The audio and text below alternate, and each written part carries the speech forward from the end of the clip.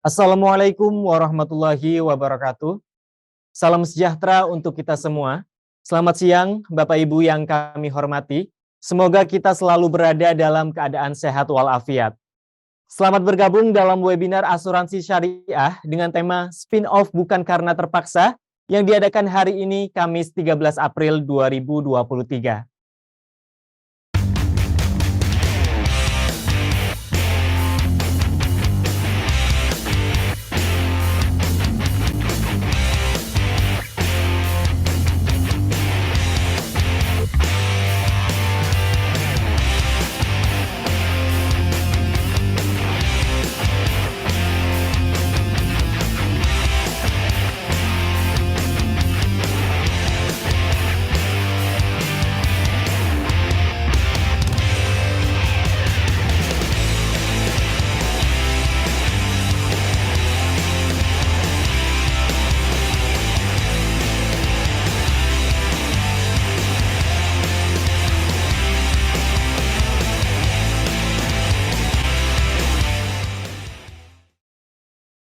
Perkenalkan, saya Fajrul Falah yang akan menjadi MC pada hari ini.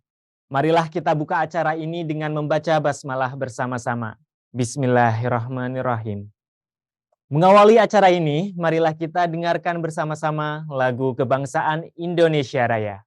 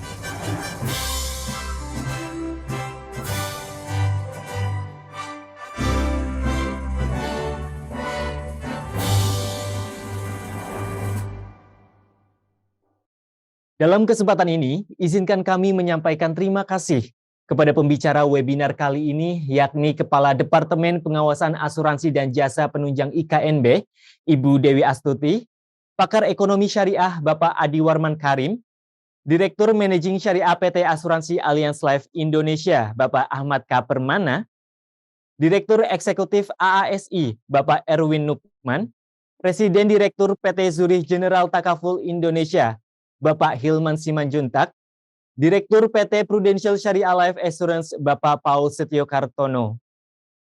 Terima kasih kami sampaikan pula kepada para Ketua Umum dan Pengurus Asosiasi Perasuransian, anggota DAI, Direktur Eksekutif Asosiasi Perasuransian dan para senior industri perasuransian, CEO dan top manajemen perusahaan perasuransian dan industri jasa keuangan, serta para peserta webinar yang tidak dapat kami sebutkan satu persatu. Sekali lagi kami ucapkan selamat datang dan terima kasih telah bergabung di acara ini. Pada kesempatan ini, izinkan pula kami secara khusus mengucapkan terima kasih kepada pendukung acara ini.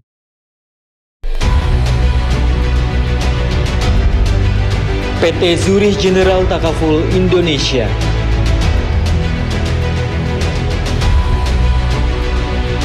PT Prudential Syariah Life Assurance,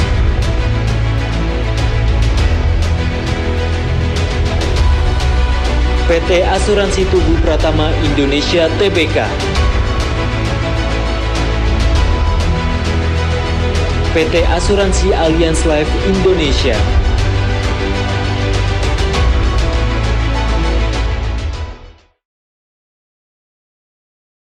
Baiklah Bapak Ibu sekalian, memasuki acara yang pertama yaitu sambutan-sambutan. Yang pertama yaitu dari majalah Media Asuransi. Sambutan kali ini akan disampaikan oleh Bapak Muharor Jalil selaku Direktur Utama PT Media Asuransi Indonesia. Berikut profil singkat beliau.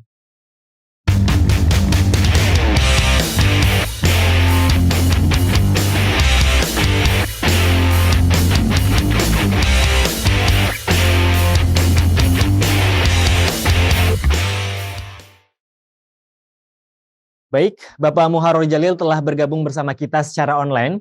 Kepada Bapak Muharor Jalil, silahkan memberikan sambutannya. Assalamualaikum warahmatullahi wabarakatuh.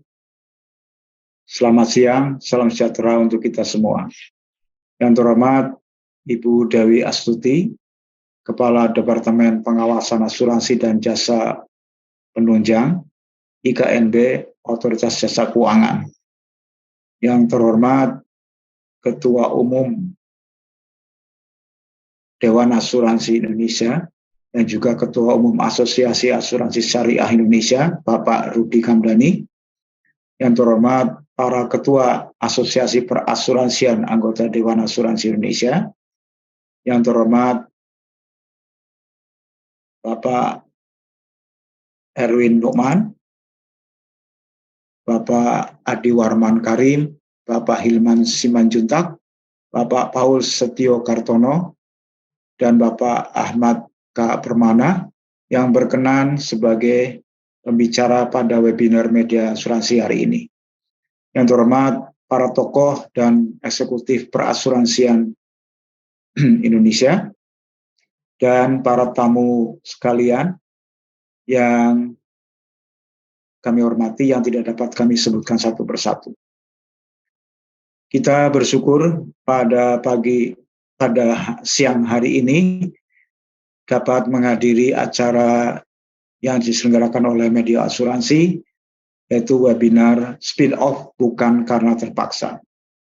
Seperti kita ketahui, tahun 2024, tepatnya bulan Oktober 2024, merupakan batas waktu bagi unit usaha syariah untuk melepaskan diri atau spin-off dari induk perusahaannya. Tidak berlebihan kiranya kalau kita memandang Oktober 2024 sebagai tonggak penting dalam industri asuransi syariah di Indonesia. Bapak Ibu yang kami hormati, dalam waktu yang tidak sampai 2 tahun, industri asuransi syariah akan lebih tertata dan lebih serius karena dengan spin-off maka perusahaan asuransi syariah sebagai entitas bisnis diharapkan dapat lebih baik lagi di masa yang akan datang. Untuk itulah kami menyelenggarakan webinar spin-off bukan karena terpaksa dengan menghadirkan pembicara-pembicara yaitu dari regulator, eksekutif perusahaan asuransi syariah yang sudah spin-off atau full-fledged, perusahaan asuransi syariah yang sedang bersiap-siap untuk melakukan spin-off, dan ada pakar ekonomi syariah. Semoga ilmu dan pengalaman yang disampaikan oleh para pembicara dalam webinar ini bermanfaat untuk kita semua, khususnya industri asuransi syariah.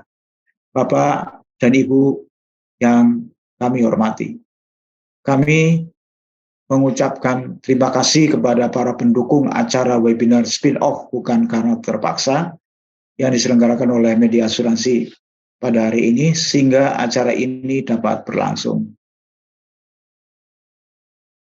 Kami mohon maaf kalau ada hal yang kurang berkenan dalam penyelenggaraan acara ini. Semoga Tuhan selalu memberkahi kita. Wassalamualaikum warahmatullahi wabarakatuh. Waalaikumsalam warahmatullahi wabarakatuh. Terima kasih kami sampaikan kepada Bapak Muharor Jalil. Peserta webinar yang kami hormati, Undang-Undang Nomor 4 Tahun 2023 tentang Pengembangan dan Penguatan Sektor Keuangan atau P2SK menguatkan kembali kewajiban spin-off unit asuransi syariah untuk menjadi entitas tersendiri. Untuk melihat kemungkinan spin-off ini dapat terlaksana tepat waktu, media asuransi memprakarsai webinar ini dengan dukungan dari asosiasi dan industri.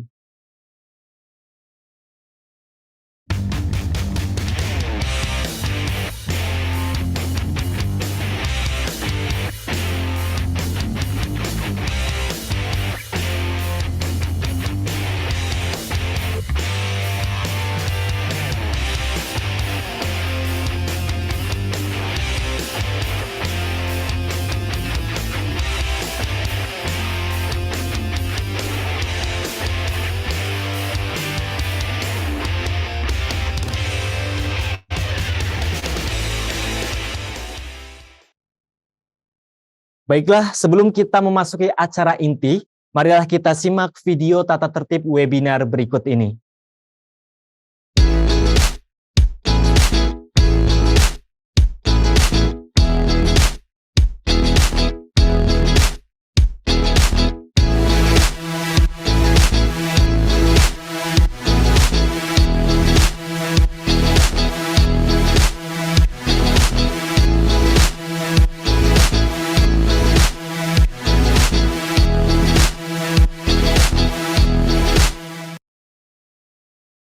Bapak Ibu yang kami hormati, webinar kali ini akan dibagi dalam 2 sesi. Pada sesi pertama menghadirkan 3 pembicara dan akan dipandu oleh Bapak Ahmad Aris selaku pemimpin redaksi media asuransi. Berikut profil singkat beliau.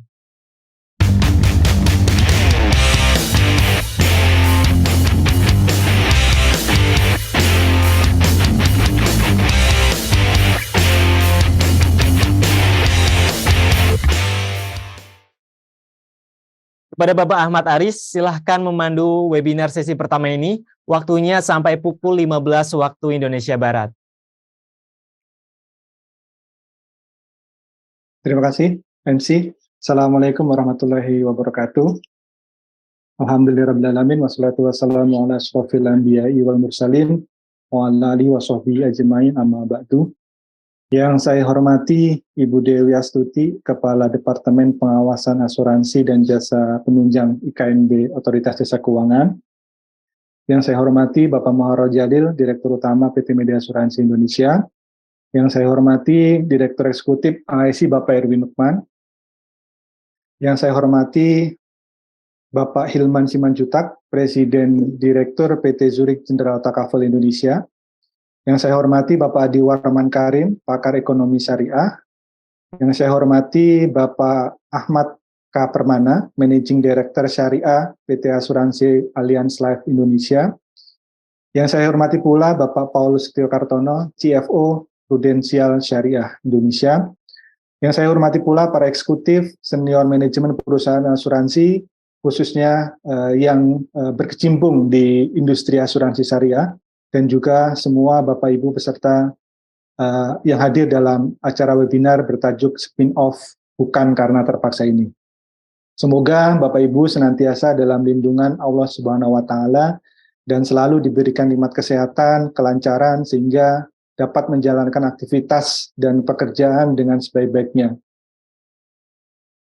Bapak Ibu yang saya hormati, izinkan saya memperkenalkan diri saya Ahmad Aris, pemimpin redaksi media asuransi. Dalam sesi ini saya akan memandu kurang lebih sekitar 120 menit ke depan dengan mengangkat tema meneropong kesiapan spin-off unit usaha asuransi syariah. Jadi kalau sesi 1 ini mungkin lebih banyak kita elaborasi persiapan menuju spin-off. Adapun nanti di sesi kedua lebih banyak kita bicara tentang testimoni dari perusahaan-perusahaan yang sudah melakukan spin-off atau konversi dari unit usaha syariah menjadi full-fledged. Bapak Ibu yang saya hormati, bicara tentang spin-off tentu ini menjadi tema yang menarik, apalagi ini kan menjadi amanah dari Undang-Undang Perasuransian. Memang pada awalnya bisa dibilang kebijakan spin-off ini maju mundur. Jadi awalnya wajib dan antara sunnah gitu. Nah, belakangan dalam Undang-Undang Omnibus Law Keuangan yaitu Undang-Undang P2SK secara tegas dinyatakan bahwa spin-off unit usaha syariah, asuransi syariah menjadi wajib tapi dengan tanda bintang. Nah, tanda bintangnya ini yang kemudian diserahkan kepada Otoritas Jasa Keuangan untuk mengatur syarat dan ketentuannya melalui POJK yang sampai saat ini masih kita nanti-nanti. Kalau amanah dari Undang-Undang P2SK ditunggu paling lama 6 bulan ya, Bu ya. Jadi harapannya paling lambat bulan Juli 2023 POJK tersebut sudah hadir. Nah, untuk mengetahui update dari proses penyusunan POJK tersebut, mengetahui bagaimana persiapan yang perlu dilakukan untuk spin-off, dan apa saja yang sudah dilakukan oleh perusahaan yang memang berencana spin-off, sudah hadir di tengah kita secara online 3 pembicara yang sangat luar biasa, yaitu Ibu Dewi Astuti, Kepala Departemen Pengawasan Asuransi dan Jasa Penunjang IKN OJK. Apa kabar, Bu? Baik, Pak Ahmad. Alhamdulillah. Pak Aris ya, panggilannya Pak Aris ya. Ya, betul, Bu. Nah, ini nanti Bu Dewi Astuti akan menyampaikan tentang persiapan OJK dalam menyusun POJK terkait aturan atau syarat ketentuan spin-off asuransi syariah. Berikutnya kita ada Bapak Ahmad K. Permana, Managing Director Syariah PT Asuransi Allianz Life Indonesia. Apa kabar Pak Permana? Alhamdulillah, Assalamualaikum. Makasih Mas Aris. Selamat siang Bu Dewi, apa kabar? Siang Pak Permana, ketemu lagi.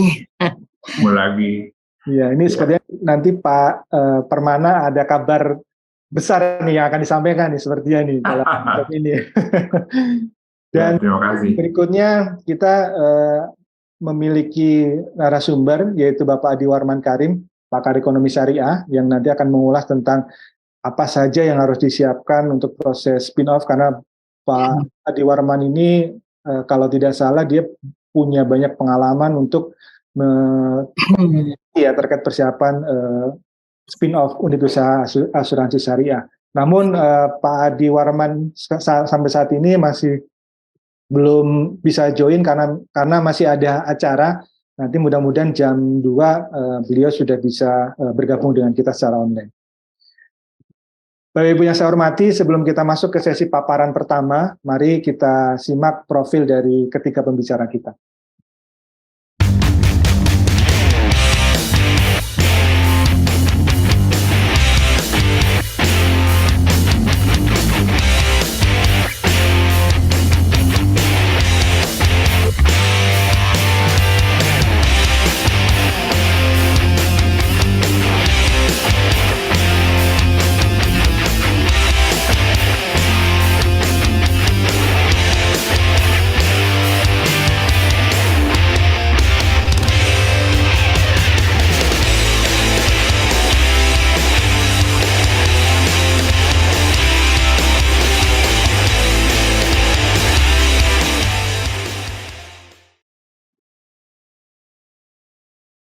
Baik, tanpa menunggu lama, saya persilahkan Bu Dewi Astuti untuk menyampaikan paparannya.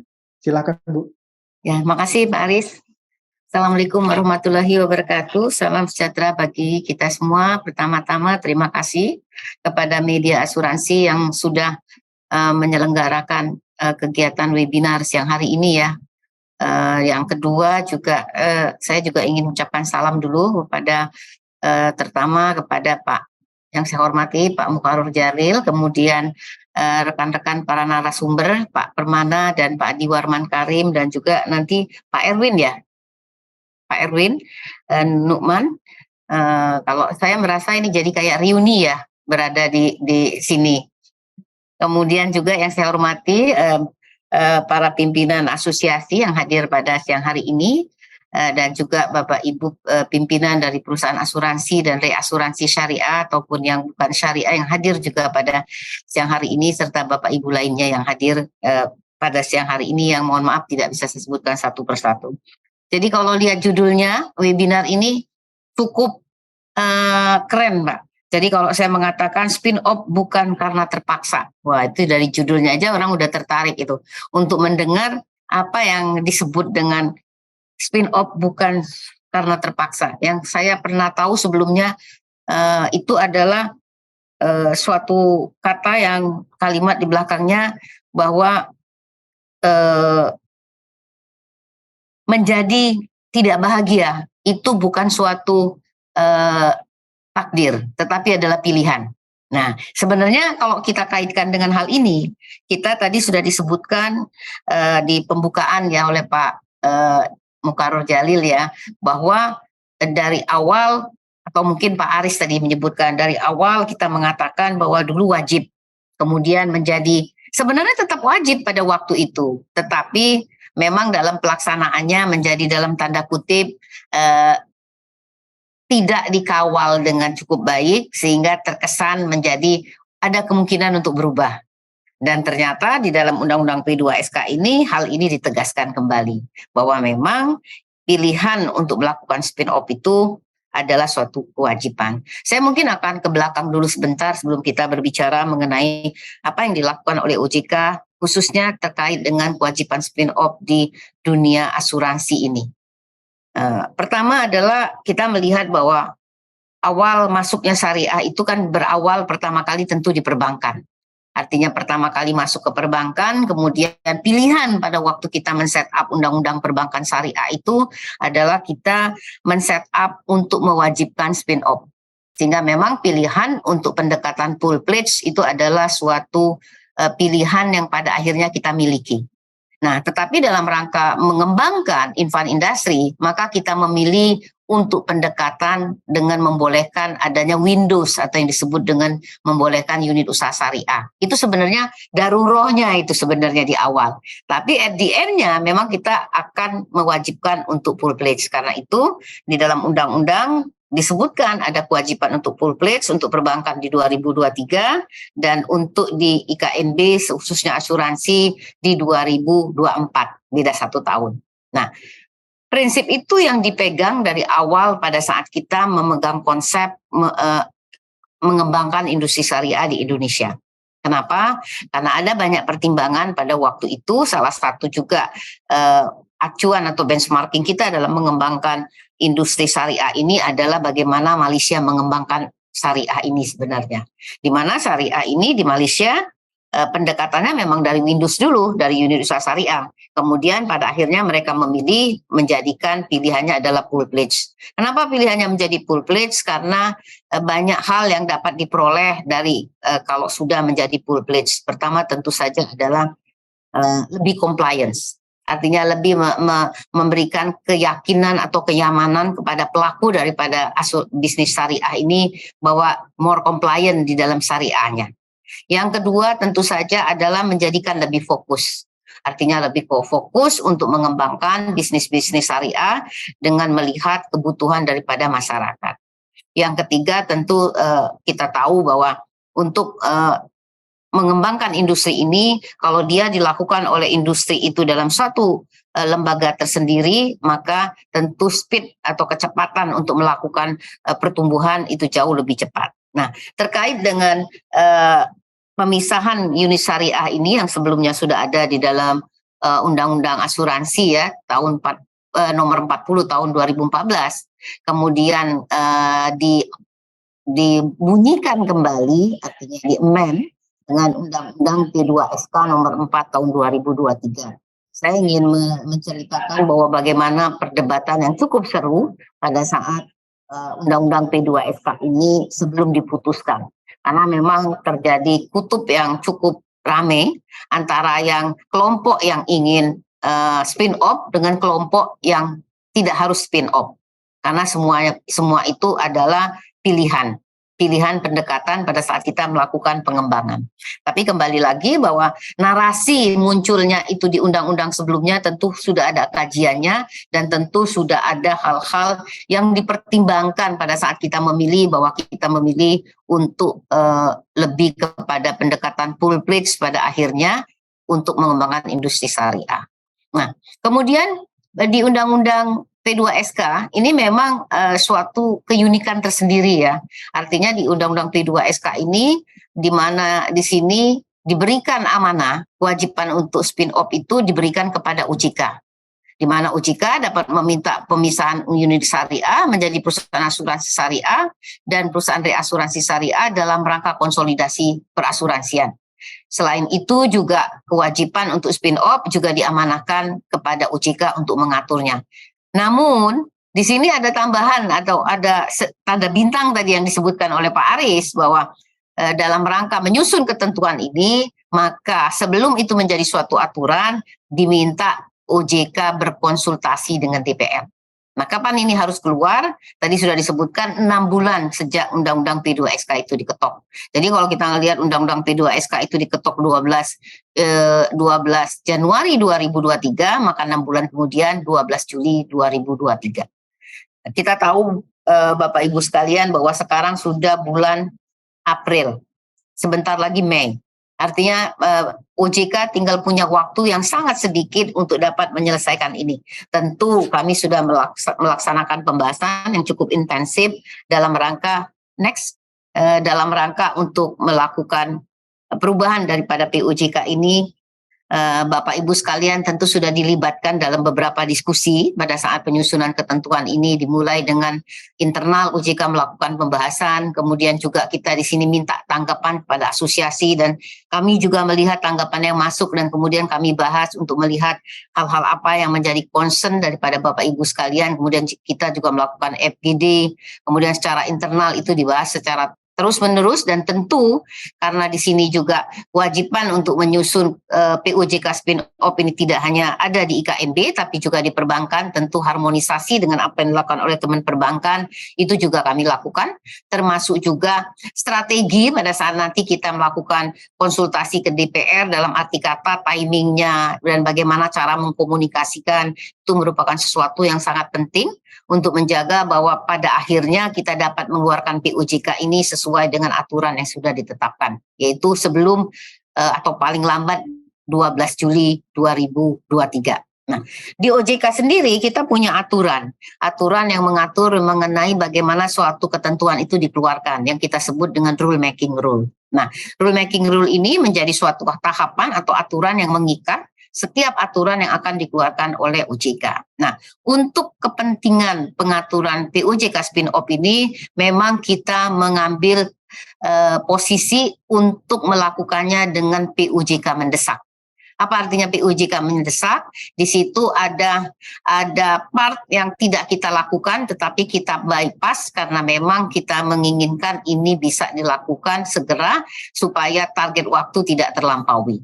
Di mana di sini kami memakai pendekatan POJK mendesak, di mana sudah dilakukan board seminar di Maret 2023, dan kemarin juga sudah dilakukan RDK, kalau nggak salah kemarin itu tanggal 12 ya, sudah dilakukan RDK, maka tahapan selanjutnya setelah dilakukan RDK, tentu kami akan segera melakukan konsultasi dengan DPR, dan akan dilakukan habis Lebaran. Setelah konsultasi dengan DPR, proses yang akan dilakukan, kita melakukan pra-legal review. Jadi artinya kalau ada hal-hal yang menjadi concern dari pembahasan dengan anggota DPR, proses ini kita lakukan sebelum nantinya masuk kepada legal review. Legal review ini dilakukan secara di internal OJK yang dilakukan oleh teman-teman dari Departemen Hukum dengan juga kami sebagai Satker Prakarsa. Nah, setelah dilakukan legal review, maka tahap berikutnya dilakukan harmonisasi dengan Kemenkumham yang kami targetkan itu akhir minggu keempat bulan Mei ya. Sehingga kita di sini masih punya waktu kalau umpamanya terjadi delay karena kita juga nggak bisa mempunyai kapasitas mengkontrol apa yang ada di Kumham umpamanya jadi kita masih punya spare umpamanya timeline yang kita bikin itu agak mundur ke belakang. Maka kami harapkan dari proses harmonisasi di Kumham yang di bulan Mei minggu keempat, kita harapkan di bulan Juni finalisasi dan sudah penerbitan dari POJK itu. Sehingga Juli itu kita harapkan kita sudah mulai melakukan sosialisasi. Jadi artinya POJK itu sudah ready dan siap untuk disosialisasikan. Dan dengan efektifnya POJK itu kami harapkan kegundagulanaan atau ketidakpastian dalam tanda kutip selama ini menjadi sesuatu pasti, sehingga teman-teman industri bisa mempunyai strategi untuk kemudian disampaikan kepada kami action plan-nya terkait dengan bagaimana spin-off ini akan dilakukan. Kemudian kalau kita lihat apa saja yang akan diatur next dalam POJK ini, di sini kami akan mengatur pertama bentuk dan cara pemisahan unit syariah. Jadi pertama kali yang akan kita sampaikan di dalam substansi pengaturan POJK spin-off ini adalah bentuk dan cara pemisahan unit syariah. Bagaimana cara pemisahan unit syariah ini? Tentu ada berbagai cara, Bapak Ibu sekalian. Di tayangan next, tayangan 5. Ya, selanjutnya. Ya, di situ kita lihat bahwa pertama, kita lihat dulu bahwa pemisahan unit syariah itu terjadi karena ada 3 kondisi. Satu adalah unit syariah tersebut sudah memenuhi persyaratan tertentu yang ditetapkan oleh OJK. Apa itu persyaratan tertentunya? Di sini persyaratan tertentu yang kami pasang dalam pengaturan ini adalah batasannya. Pertama adalah pemenuhan ekuitas. Nanti di belakang tayangan akan ada. Kedua adalah terkait dengan pemenuhan batasan aset daripada unit syariah itu sendiri. Kemudian yang kedua adalah permintaan sendiri. Jadi banyak ya beberapa unit syariah yang selama ini sudah menjadi full pledge asuransi syariahnya atau reas syariahnya itu karena permintaan sendiri. Jadi tidak ada paksaan, mereka sendiri yang merasa mereka membutuhkan dalam rangka untuk mengembangkan usaha dan bisnisnya, maka mereka memerlukan untuk spin off. Yang ketiga adalah kewenangan OJK dalam rangka konsolidasi. Jadi yang ayat 3 ini memang diberikan kewenangan kepada OJK, walaupun 1-2 itu tidak terpenuhi, kalau untuk kepentingan konsolidasi maka OJK dapat meminta untuk dilakukan spin off. Nah, kemudian prinsip daripada pemisahan unit syariah di sini kita juga mengatur ya. Artinya prinsip daripada spin off ini tentu kita harus tidak boleh mengurangi hak pemegang polis, peserta penerima jaminan dan terjamin. Jadi artinya orang-orang yang selama ini sudah menjadi pemegang polis di unit syariah, kalau umpamanya terjadi spin off menjadi full pledge, maka hak-hak mereka dijamin untuk tidak berkurang. Kemudian dilakukan pada perusahaan yang memiliki bidang usaha yang sama. Tentu saja kalau dia umpamanya di umum, ya dia menjadi full pledge-nya umum. Kalau dia jiwa, ya jiwa. Tentu nggak bisa ya jik-jak. Kemudian yang ketiga, tidak menyebabkan perusahaan induk, perusahaan syariah hasil spin-off, atau perusahaan syariah yang menerima pengalihan portofolio aset dari unit usaha syariah melanggar ketentuan yang berlaku di perusahaan perasuransian. Jadi di sini artinya pada saat terjadinya spin-off itu, hasil daripada spin-off itu tidak menjadikan bermasalah, begitupun dengan perusahaan induknya pasca melakukan spin-off. Jadi dua-duanya harus dalam kondisi baik dan sehat. Nah, bagi yang tidak melakukan spin-off, artinya memilih untuk tidak melakukan spin-off karena dengan beberapa pertimbangan, maka portofolio spin-off tersebut harus dialihkan kepada perusahaan lain. Jadi sell portofolio, itu pilihan yang tidak spin-off. Kemudian bagaimana bentuk pemisahan dari unit syariah? Jadi bentuk pemisahan unit syariah ini kalau di asuransi ini dibunyikannya 2. Pendirian perusahaan syariah baru. Jadi artinya pendirian perusahaan syariah baru, mendirikan perusahaan syariah baru yang diikuti dengan pengalihan seluruh portofolio kepesertaan kepada perusahaan syariah baru dimaksud. Jadi secara bersamaan ya Pak, dirikan PT barunya, perusahaan asuransinya, kemudian memindahkan portofolio yang existing. Nah, yang kedua adalah pengalihan kepada perusahaan syariah lain atau perusahaan syariah lain yang sudah ada, kemudian menerima pengalihan dari portofolio perusahaan dari perusahaan asuransi yang mempunyai unit usaha syariah lainnya. Nah, kalau di perbankan ada satu lagi Pak. Di perbankan adalah mengakuisisi kalau dinarasikan dengan perusahaan asuransi, mengakuisisi suatu perusahaan konvensional, kemudian dikonversi menjadi syariah, kemudian setelah itu menerima pengalihan portofolio. Kalau di sini kan artinya pendirian perusahaan syariah baru, artinya mendirikan baru. Kemudian pengalihan kepada perusahaan syariah lain, artinya yang sudah existing. Tetapi di sini tidak dibunyikan, tetapi itu dimungkinkan. Artinya ada perusahaan konvensional yang ingin menjadi syariah, diakuisisi, dibeli dulu perusahaan konvensionalnya, kemudian dikonversi menjadi syariah, baru secara bersamaan menerima pengalihan portofolio tahap berikutnya. Oke, next. Kita kembali lagi ke tadi, artinya tahapannya ya. Yang kedua kriteria, kemudian kewenangan. Selanjutnya slide ke-6. Kemudian selanjutnya dapat kami sampaikan juga bahwa kriteria untuk pemisahan unit syariah, tadi saya sampaikan secara selintas bahwa untuk kriteria yang wajib untuk dilakukan spin-off, pertama apabila ekuitas unit syariah telah mencapai lebih besar atau sama dengan ekuitas minimum bagi perusahaan asuransi. Jadi kalau kita melihat bahwa ekuitas dari unit syariah itu sudah melebihi atau sama dengan ekuitas minimum untuk mendirikan suatu perusahaan asuransi syariah, maka dia wajib untuk spin-off. Dan atau apabila aset unit syariah sudah mencapai 50% atau lebih dari aset perusahaan induknya. Jadi kalau portofolio syariah itu sudah mencapai 50% atau lebih dari portofolio induknya, maka dia wajib spin-off. Nah, kemudian bagaimana pengaturan mengenai permodalan? Sebagaimana kita tahu bahwa POJK 67 yang mengatur mengenai kelembagaan atau pendirian daripada perusahaan asuransi syariah dan REAS syariah, di sini mengatur mengenai persyaratan permodalannya.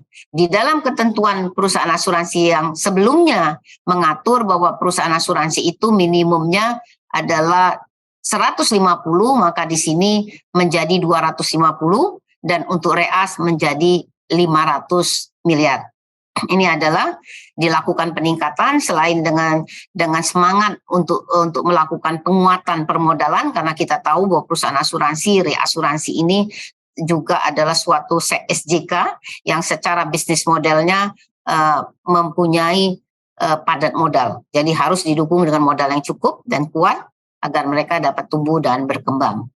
Kemudian juga di sini juga dalam rangka kita konsolidasi Bapak Ibu sekalian, sebagaimana kita tahu jumlah perusahaan asuransi di kita itu cukup banyak, hampir 150, di mana 150 itu dengan kalau kita ngelihat share-nya terhadap SJK relatifly tidak besar, sehingga share yang hanya tidak terlalu besar itu dibagi menjadi banyak sekali pemainnya. Nah, hal-hal ini tentu menjadi permasalahan tersendiri apabila perusahaan-perusahaan yang ada tersebut tidak mempunyai kapasitas atau kemampuan yang cukup untuk dapat mengikuti perkembangan ke depan.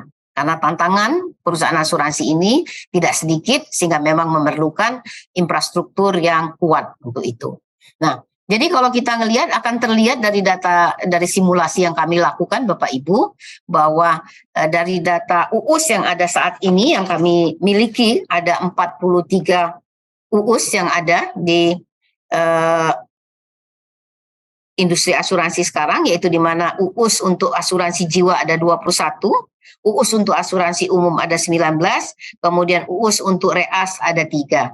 Nah, di sini kalau dari hasil simulasi kami UUS asuransi jiwa akan terdampak itu 6 dari 22 UUS ya Bapak Ibu sekalian, kemudian sedangkan umum 3 dari 19 UUS. Kalau kita melihat secara data sebenarnya yang akan terdampak kalau dari sisi permodalan tidak akan terlalu banyak. Karena apa? Karena ternyata UUS yang ada ini cukup mempunyai kapasitas untuk dapat melakukan spin-off. Tetapi pertanyaannya, kapan spin-off itu menjadi wajib? Itu menjadi sesuatu yang harus kita lihat kembali. Pada waktu yang pendek tentu akan banyak sekali yang akan terdampak atau tidak mampu untuk melakukan spin-off dengan cara organik. Kemudian bagaimana caranya bahwa spin-off itu dilakukan? Pertama sekali kita melihat, kapan kita melihat ekuitas itu sudah melebihi atau sama dengan, yaitu pada saat kita melihat di laporan auditnya. Jadi kita melihat di laporan audit terakhir, begitu ekuitasnya UUS itu sudah lebih besar atau sama dengan ekuitas untuk pendirian perusahaan asuransi, maka dia wajib untuk spin-off. Nah, berapa lama waktu yang diberikan? 1 tahun Bapak Ibu sekalian untuk melakukan persiapan. Kemudian kewajiban spin-off itu harus dilakukan, misalnya terjadi penurunan ekuitas selama spin-off, itu tidak menjadikan batal spin-off-nya, karena memang kita harus menarik suatu batasan yang tegas. Jadi kapan kita lakukan? Pada saat dia sudah menyentuh pemenuhan ekuitasnya, maka dia wajib spin off. Walaupun di tengah jalan kemungkinan bisa terjadi penurunan, maka dia tetap wajib spin off. Kemudian perusahaan yang memiliki UUS untuk saat ini, tapi belum memenuhi pemenuhan ekuitas lebih besar atau sama dengan ekuitas untuk perusahaan asuransi yang didirikan, maka di sini laba yang dihasilkan daripada UUS yang ada tidak boleh dipergunakan kecuali dipupuk untuk dalam rangka meningkatkan ekuitas UUS tersebut. Ini adalah salah satu strategi secara organik untuk dapat menguatkan ekuitas daripada atau permodalan daripada UUS yang ada agar pada akhirnya pada waktu yang sudah ditetapkan mereka mampu untuk spin off. Kemudian di sini juga kami mengatur bagi perusahaan asuransi, tadi disebutkan yang terakhir ya, bagi perusahaan asuransi yang memiliki UUS tadi untuk aset, kalau dia mencapai 50%, maka dia wajib spin off. Pengalaman saya selama di perbankan, rasa-rasanya belum pernah ada suatu bank yang memiliki UUS asetnya sudah mencapai 50%. Karena sebelum mencapai 50% pun mereka pasti akan melakukan spin off. Karena dari segi kapasitas yang ada, mereka akan lebih nyaman kalau itu dikelola secara sendiri karena sudah terlalu besar untuk masih di bawah UUS. Kemudian di sini kewenangan OJK dalam rangka konsolidasi di sini dibuka memang karena memang OJK memerlukan pasal ini karena ini diperlukan dalam rangka kita menata industri ini, industri asuransi khususnya agar sesuai dengan kondisi ideal, artinya jumlah pelaku yang ada itu bisa sesuai dengan mengarah kepada jumlah yang memang ideal untuk ada di industri asuransi. Kemudian di sini dibuka bahwa pemisahannya dapat memberikan perintah ya, artinya di sini dalam rangka konsolidasi berwenang memberikan perintah kepada perusahaan memiliki UUS untuk melakukan pemisahan. Kemudian batas waktunya di sini kita untuk saat ini masih bisa berubah ya Bapak Ibu sekalian ya. Tetapi untuk saat ini memang yang dipilih dari draft terakhir yang kita sampaikan adalah posisinya 31 Desember 2026. Jadi kalau kita ngelihat sekarang 2023, Bapak Ibu punya waktu 3 tahun untuk melakukan spin off tersebut. Jadi memang begitu nanti POJK-nya launching, Bapak Ibu sudah harus menyampaikan action plan kepada OJK, kepada pengawas untuk menyampaikan mengenai rencana dan bagaimana cara mereka melakukan spin off. Termasuk juga yang merencanakan untuk tidak melakukan spin-off, tetapi melakukan misalnya sell portfolio dan lain sebagainya, maka di sini yang harus ada action plan-nya. Kemudian di OJK dapat memberikan perintah untuk pemisahan unit syariah sebelum batas waktu apabila berdasarkan itu tadi ya, berdasarkan penilaian OJK, pemisahan unit syariah diperlukan untuk penyelamatan unit syariah dan atau unit syariah dinilai tidak mengalami pertumbuhan secara optimal. Jadi di sini juga dibuka ruang bagi OJK dalam konteks supervision action bahwa hal-hal ini dimungkinkan kalau ada kondisi-kondisi di mana memang OJK harus melakukannya dalam rangka penyelamatan atau penyehatan. Kemudian unit syariah yang tidak memenuhi persyaratan di atas wajib melakukan konsolidasi dengan cara mendirikan perusahaan syariah baru bersama-sama dan syariah yang lain atau pengalihan. Itu tadi ya. Jadi pilihannya adalah bisa sell portfolio bagi yang memang tidak memenuhi atau tidak ingin untuk melakukan spin off karena tidak memenuhi kapasitas, atau yang akan melakukan spin off dengan melakukan perusahaan, mendirikan perusahaan syariah baru secara bersama-sama. Jadi pemegang sahamnya bisa banyak Bapak Ibu sekalian. Itu juga yang waktu itu senario juga yang dibawa pada saat kita mendesain untuk spin-off yang ada di perbankan. Kemudian yang tidak kalah pentingnya, next selanjutnya perlindungan konsumen. Di sini juga kami atur mengenai hal-hal apa yang akan dilakukan yang harus dilakukan oleh perusahaan pada saat mereka melakukan spin-off. Karena apa? Kepentingan konsumen bagi nasabah-nasabah yang sebelumnya sudah ada sebagai nasabah, pemegang polis yang ada di unit usaha syariah yang ada itu harus terlindungi. pada saat perusahaan tersebut melakukan spin-off. Jadi mulai dari tahapan-tahapannya harus diatur dengan jelas, kapan pemberitahuan itu dilakukan, bagaimana dengan hak dan kewajiban yang akan diterima oleh pemegang polis, dan begitu pun dengan apa-apa yang menjadi kewajiban daripada perusahaan after terjadinya spin-off. Kemudian juga mengumumkan kepada rencana pengalihan tersebut sehingga itu dapat terjangkau oleh semua pemegang polis. Jadi banyak hal ini diatur secara terang benderang untuk menghindari terjadinya pengaduan konsumen di kemudian hari. Kemudian di sini tentu saja kita tahu Bapak Ibu, next selanjutnya, bahwa kesuksesan daripada spin-off ini tentu harus didukung juga dengan beberapa kondisi yang harus dibuat menjadi dalam tanda kutip suatu kemudahan. Artinya di dalam konsep spin-off ini efisiensi menjadi penting. Karena menjadi sangat tidaklah mungkin bagi perusahaan UUS yang akan spin-off itu untuk membangun infrastruktur dari nol. Tentu mereka dimungkinkan untuk melakukan leveraging atau sinergi. Seperti sebagaimana yang dilakukan di perbankan untuk yang satu kepemilikan. Baik itu kepemilikan dalam rangka sebagai hubungan induk dan anak maupun dalam rangka sebagai sister. Artinya ini dimungkinkan. Nah ini yang akan diatur lebih lanjut di dalam suatu aturan dalam bentuk surat edaran OJK-nya. Artinya bagaimana ini terjadi leveraging ini, tapi tentu beberapa syarat-syarat yang untuk mendudukkan bahwa unit usaha syariah setelah spin-off adalah lembaga sendiri yang mempunyai tanggung jawab hukum sendiri itu tetap harus terjaga, termasuk juga kerahasiaannya, tanpa mengurangi untuk dapat tetap melakukan sinergi. Nah, kemudian untuk sanksi, di sini juga kami atur Bapak Ibu sekalian untuk sanksi administratif. Di sini setiap pelanggaran atas POJK ini dikenakan sanksi peringatan tertulis baik kepada unit syariah maupun kepada induk. Slide selanjutnya 10. Kemudian sanksi. Selanjutnya, sanksi di sini dibagi dua Bapak Ibu, ada sanksi denda administratif, ada sanksi denda administratif untuk pelaporan. Jadi untuk sanksi administratif yang sifatnya bukan pelaporan, ini dendanya adalah 100 juta untuk setiap pelanggaran terkait hal-hal yang membutuhkan persetujuan OJK. Jadi kalau umpamanya ada hal-hal yang kami lihat yang memerlukan izin atau persetujuan, tetapi ternyata tidak dilakukan, maka di sini akan terkena denda 100 juta untuk setiap kali pelanggaran, sedangkan untuk pelaporan akan dikenakan denda 500.000 per hari dan maksimum 25 juta untuk keterlambatan pelaporan. Kemudian keterlambatan pun tetap harus menyampaikan laporan, artinya setelah dikenakan denda bukan berarti menjadi nggak menyampaikan laporan, tapi tetap menyampaikan laporan. Kemudian hal lain dari sanksi, kami juga dapat melakukan penurunan hasil penilaian tingkat kesehatan dan bahkan dapat melakukan dan atau penilaian kembali atau PKPU terhadap pihak utama apabila perusahaan tetap tidak memenuhi ketentuan penyebab dari diberikannya sanksi tersebut.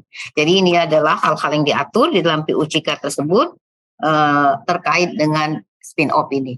Kemudian selanjutnya kami juga mengatur mengenai ketentuan peralihan dan penutup. Ini penting karena tentu saja pada saat sebelum POJK ini dikeluarkan Juli 2023, seandainya ada perusahaan atau yang sudah mengajukan untuk spin-off dan permohonannya sudah masuk ke OJK sebelum keluarnya POJK ini, maka permohonan pelaksanaan pemisahan unit syariah yang diterima oleh OJK ini akan diproses dengan tetap mengacu POJK mengenai perizinan dan kelembagaan yang belum berubah. Jadi ini kejar-kejaran nih dengan POJK 67-nya Bapak Ibu. Kalau umpamanya POJK 67 revisi itu sudah keluar sebelum Juli, ya artinya sama saja. Karena di POJK 67 sebelum Juli itu pun dia sudah akan mengatur beberapa hal terkait dengan transisi untuk penerapan permodalan. Kemudian bagi perusahaan yang telah mengajukan permohonan pemisahan unit syariah dan belum memenuhi kriteria persyaratan tertentu, dapat mengajukan permohonan pembatalan rencana pemisahan unit syariah kepada OJK. Jadi bagi yang sudah masuk ternyata belum memenuhi, maka bisa mengajukan pembatalan. Di sini kita berikan kesempatan. Kemudian berdasarkan penilaian OJK pun, OJK menilai bahwa karena akan berlakunya ketentuan yang baru, maka OJK pun dimungkinkan untuk menolak pembatalan pemisahan unit syariah itu dan minta untuk perusahaan asuransi melanjutkan rencana pemisahan unit syariah. Jadi ini dengan pertimbangan OJK. Tentu pertimbangan ini dengan mempertimbangkan tadi beberapa kondisi tadi ya, Bapak Ibu, kondisi kepentingan untuk melakukan konsolidasi, kondisi kepentingan untuk dalam rangka penyelamatan perusahaan, dan hal-hal lain yang memang menjadi pertimbangan dari regulator.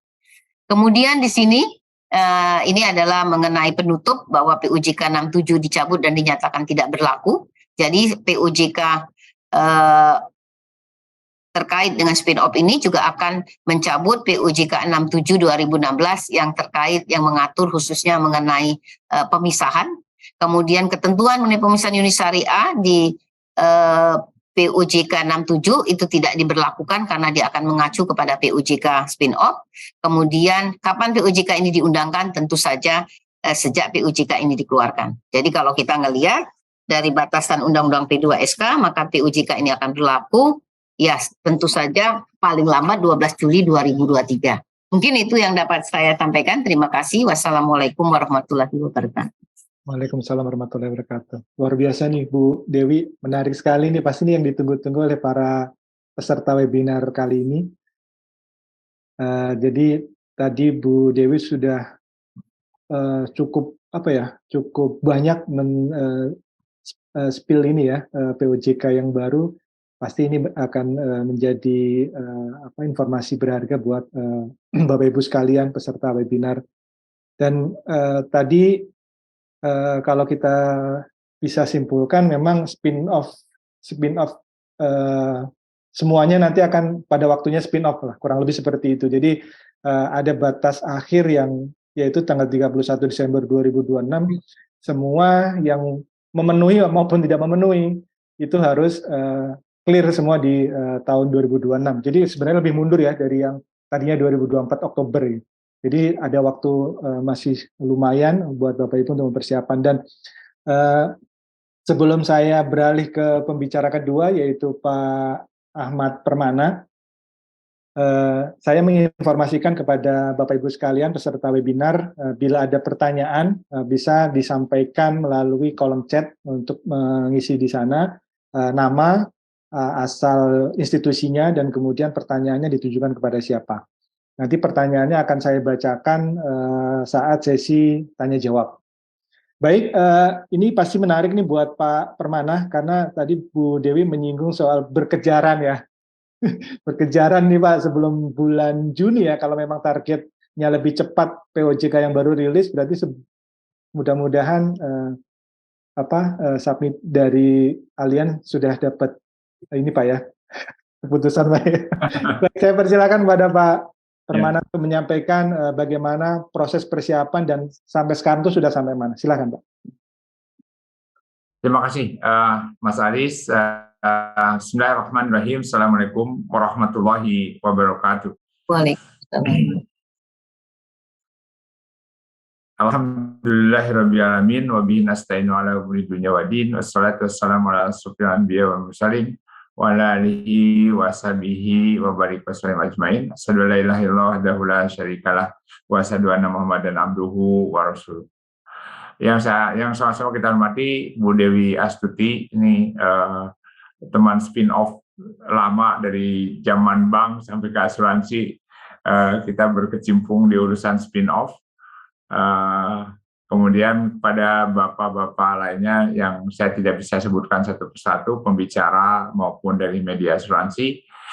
Terima kasih atas kesempatan yang diberikan kepada Allianz Syariah untuk memberikan sharing apa yang sudah dan akan dilakukan Allianz Life Indonesia atau Allianz Syariah dalam rangka melakukan spin-off ini.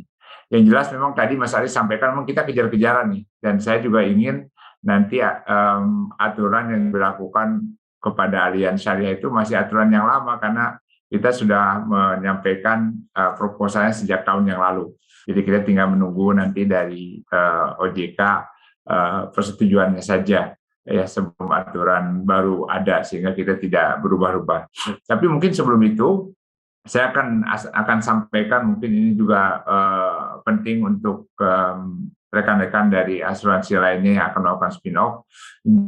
Journey dari Allianz sampai akhirnya kita menyimpulkan untuk segera melakukan spin-off dengan membentuk PT Allianz Life Indonesia Syariah. Ya, next. Mungkin saya akan mulai dengan journey-nya dulu.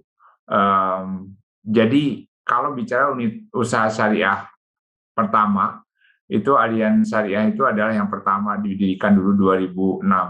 Tentunya hal itu di latar belakangnya dengan adanya opportunity yang mereka lihat. Kemudian harus juga diakui Bu Dewi dan Bapak Ibu sekalian, Allianz Syariah untuk melakukan spin-off itu pada awalnya memang tidak bisa dipungkiri adanya keterpaksaan aturan. Waktu itu Undang-Undang Nomor 14 2014 bahwa 10 tahun batas waktunya adalah 2024, tahun depan itulah yang menjadi acuan bahwa kita pilihannya harus melakukan spin-off, membentuk perusahaan baru atau menjual portfolio perusahaan. So, jadi itu yang men-trigger kami untuk memilih akhirnya seperti apa. Ya, dari aturan itu kemudian kami melakukan studi bagaimana sebetulnya potensi asuransi syariah di Indonesia. Apakah ini sesuatu yang sizable untuk dibentuk satu PT terpisah atau tidak? Itu kita lakukan di 2019. Nah, berdasarkan studi itu akhirnya kita menyimpulkan bahwa ini secara bisnis maupun hal lain sebagai infrastruktur penunjang ini cukup visible untuk kita lakukan, sehingga di 2021 kita sudah melakukan banyak diskusi dengan OJK dan bahkan kita juga melakukan submission sampai kita membentuk PT-nya sudah terbentuk seperti itu. Next, ada beberapa hal dalam studi kelayakan tersebut yang kita juga engage dengan third party consultant. Ada 3 hal setidaknya yang kita lihat. Yang pertama adalah kondisi makronya, kondisi pasarnya seperti apa Indonesia. Yang kedua adalah kinerja, karena kita sudah punya unit usaha dari 2006, tentunya sudah cukup datanya untuk menyimpulkan bahwa kita bisa go or no go untuk melakukan spin-off. Dan tentunya yang berikutnya adalah kalau kita melakukan spin-off, seperti apa sih proyeksi 10 tahun ke depan. Di kondisi pasar menyangkut tentunya market opportunity, daya beli juga penting, kita mau fokus di segmen mana, seperti apa daya belinya. Kemudian kita juga lihat kompetitor seperti apa movement-nya. Ya, kita lihat dari mulai market leaders maupun yang tengah sampai bawah, siapa yang sukses, kenapa sukses, kemudian di tengahnya juga kenapa dia tetap di tengah dan seterusnya. Ya, kemudian kita juga melihat tantangan apabila hal ini dilakukan. Nah, poin yang kedua juga sangat penting, kita melihat ke dalam performance bisnis dari Allianz Syariah, unit usaha syariah yang sudah ada. Jadi ini akan jauh lebih enak kita untuk melakukan review. Kenapa? Karena bisnisnya sudah ada, portfolio sudah cukup. Kita lihat perkembangannya dari tahun ke tahun, dari 2006 sampai kemarin 2019 ada 12 tahun, 13 tahun kita sudah lakukan journey-nya. Itu kita lihat. Kemudian kalau nanti kita mau lakukan spin-off, kira-kira strategic positioning-nya akan seperti apa? Karena kita juga tidak mau ketika spin-off, bahkan kita hanya melakukan kanibalisasi pada portfolio induknya saja, diberikan kepada grup secara keseluruhan. Ya, makanya kita juga harus yakinkan ada unique value proposition yang kita bangun pada saat nanti kita akan spin-off. Sangat penting, saya setuju dengan Bu Dewi, beberapa kalau kita lihat beberapa di perbankan, karena saya background-nya perbankan, ada beberapa spin-off dari bank itu yang berhasil, sangat berhasil, ada yang biasa-biasa saja, bahkan ada beberapa bahkan negative growth gitu. Tentunya di situ ada kita bicara mengenai efisiensi. Saya sangat setuju dengan Bu Dewi, tidak mungkin day one kita melakukan spin-off, semua kita set up sendirian. Kita sistem bangun sendiri, orang sendiri, dan seterusnya. Itu tidak mungkin terjadi karena akan sangat costly. Makanya kita juga lakukan review kecukupan karyawan, teknologi, kemudian proses bisnis dan lainnya juga harus kita pastikan itu bisa kita leverage dari induknya. Kemudian yang menarik ada proyeksi ke depannya itu apa? Proyeksi ke depannya tentunya kita akan lakukan organic growth dari strategic positioning-nya Syariah itu kita akan lakukan organic growth, tapi sangat dimungkinkan kalau tadi Bu Dewi menyampaikan mungkin 2026 adalah deadline untuk semua insurance melakukan spin-off atau tidak, dan saya bilang mungkin di situ juga kita bisa melakukan mengeksplor opportunity untuk unorganic growth ya. Jadi Allianz juga sudah memasukkan sebagai satu komponen pertumbuhan bisnis melalui unorganic growth melalui merger and acquisition. Kita juga explore nanti pada saatnya. So jadi ini juga salah satu strategi karena memang menurut saya ada satu size tentu perusahaan asuransi itu sehat. Tapi kalau di bawah itu tentunya tidak akan cukup mampu menopang profitability dari perusahaan asuransi tersebut. Ada minimum size yang harus dikejar situ, dan kita punya angkanya itu. Next. Oke, tadi saya sampaikan kalau kita bicara kondisi pasar, no wonder lah. Saya pikir kita juga di Allianz melihat bahwa Indonesia adalah the biggest Muslim country. Ya, nggak ada yang setara dengan Indonesia, jadi akan aneh kalau misalnya kita mau berfokus ke industri asuransi syariah, tapi mengesampingkan Indonesia sebagai negara yang most potential, the largest Muslim country, kemudian sekarang the economic growth-nya juga sangat menjanjikan. Tapi di sisi lain kita harus akui bahwa literasinya masih rendah, kemudian inklusinya masih rendah, dan saya melihat ini sebagai bagian dari opportunity yang kita jual kepada induk pada saat itu. Ya, kemudian pertumbuhan asuransi syariah karena masih kecil, tentunya ini juga sangat menjanjikan. Ya, kalau dari konvensional mereka bahkan dalam 5 tahun terakhir mereka CAGR-nya minus gitu. Sebaliknya untuk yang asuransi syariah kita bahkan tumbuh 12%, bahkan untuk Allianz Syariah dalam 3 tahun terakhir sangat menjanjikan.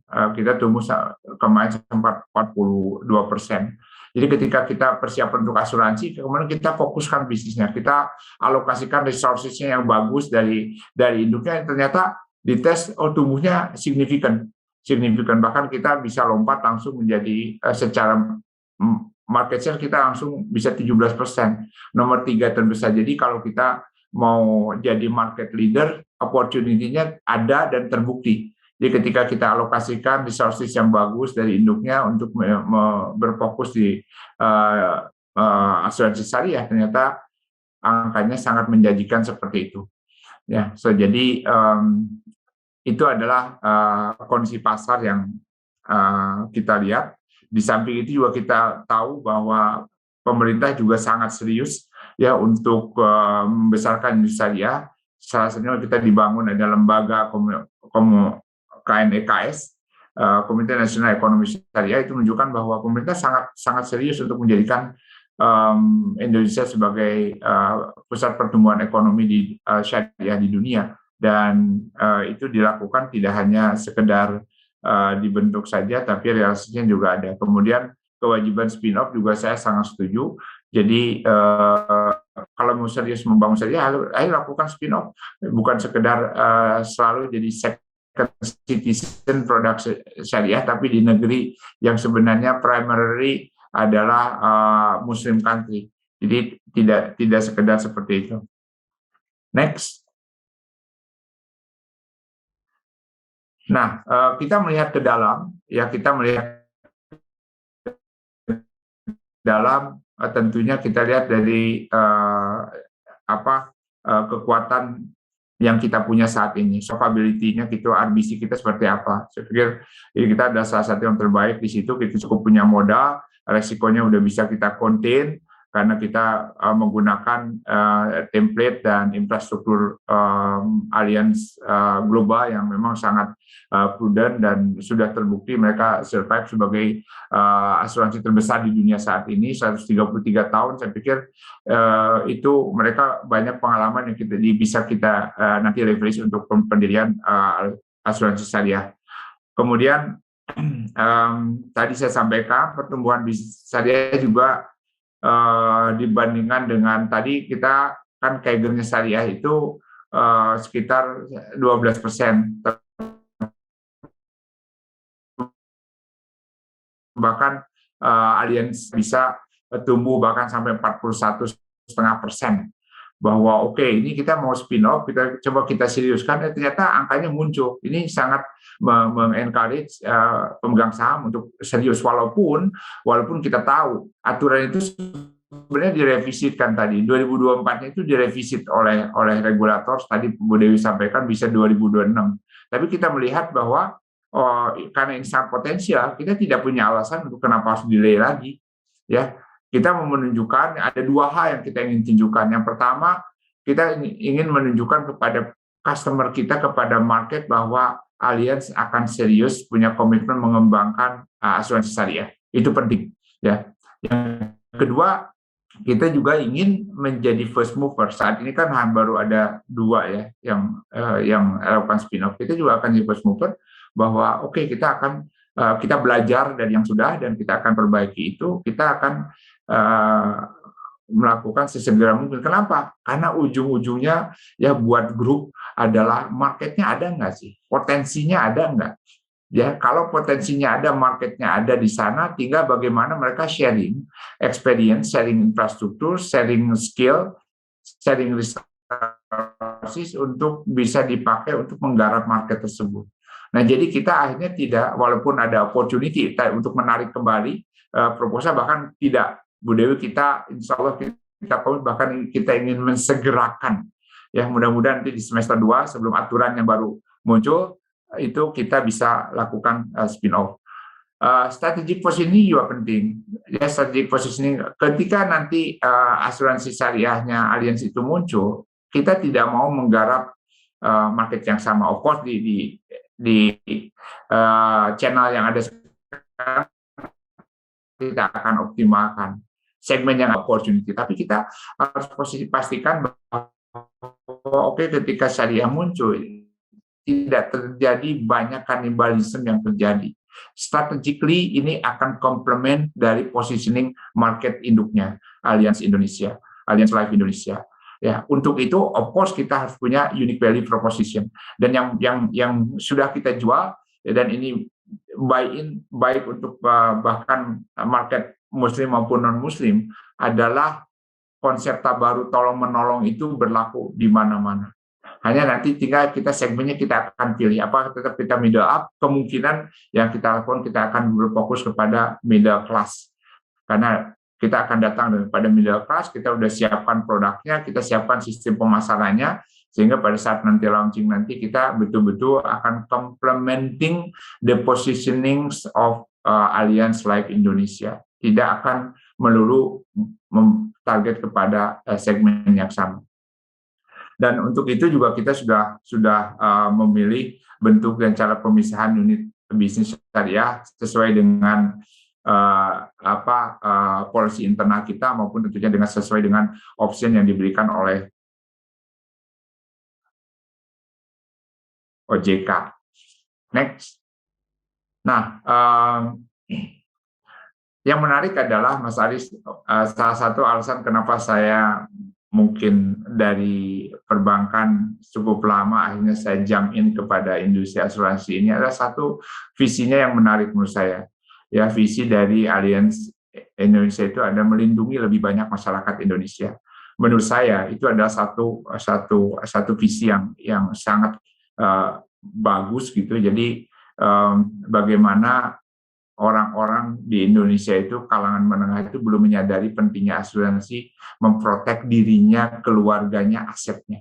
Ya, selama ini banyak kalangan menengah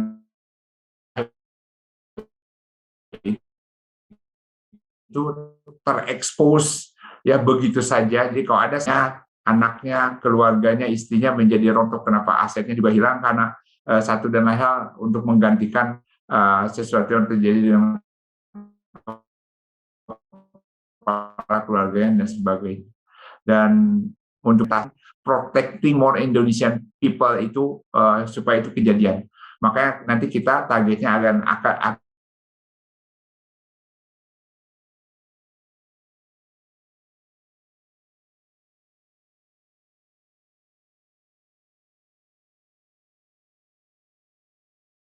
Sepertinya jaringan Pak Permana kurang stabil ya Pak. Kayak kepris ya. Iya, jaringannya Pak Permana sepertinya.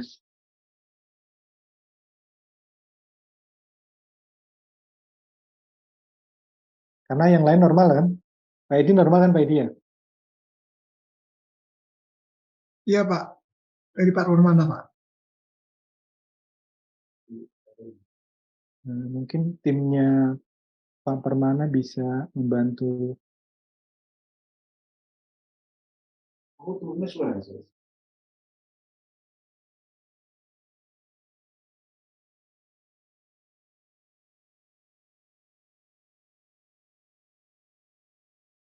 Oh, sedang connect ulang.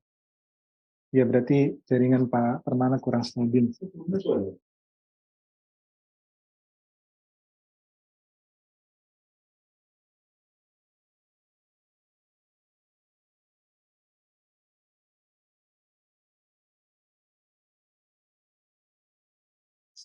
Karena tinggal 2 slide lagi kalau nggak salah.